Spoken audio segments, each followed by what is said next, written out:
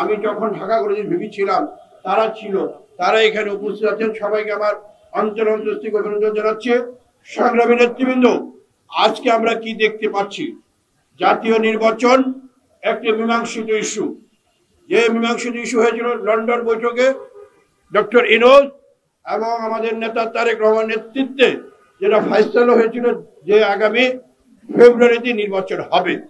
কিন্তু আজকে একটি গোষ্ঠী নির্বাচনকে পিছনের একটি ষড়যন্ত্রে তারা মেতে আছেন। কোনো লাভ হবে না, কোনো কিছু হবে না। নির্বাচন ফেব্রুয়ারিতে হবে, এর কোনো ব্যতিক্রম হবে না। এটা কি জানেন?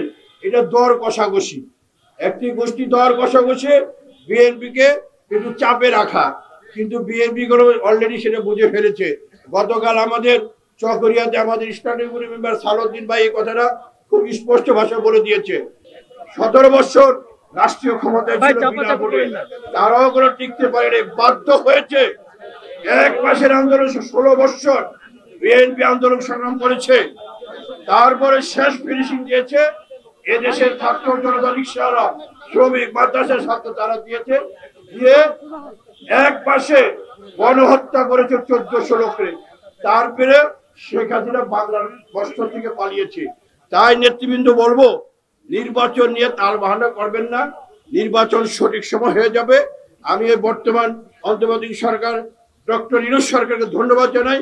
উনি যে ওনার উপদেষ্টারা আজকে প্রতিটি ক্ষেত্রে বলছে নির্বাচন ফেব্রুয়ারিতে হবে। আর যে কিছু গোষ্ঠী আছে তারা চাচ্ছে নির্বাচনটাকে কিভাবে পিছানো যায়, কোনো লাভ হবে না। তাই আজকে নেতৃবৃন্দ জিয়া পরিষদের সমস্ত বিজ্ঞ লোকরা এখানে আছেন, অফিসিয়াল লোকরা, সবার প্রতি আহ্বান, আপনারা যার যার অবস্থান থেকে আগামী ফেব্রুয়ারিতে নির্বাচনে প্রস্তুত থাকুন। আমাদের নেতা জনাব তারেক রহমান খুব শীঘ্রই বাংলাদেশে আসবে ইনশাআল্লাহ।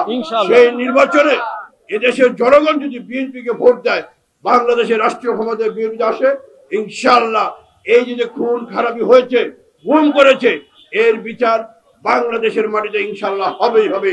সবাই ভালো থাকুন।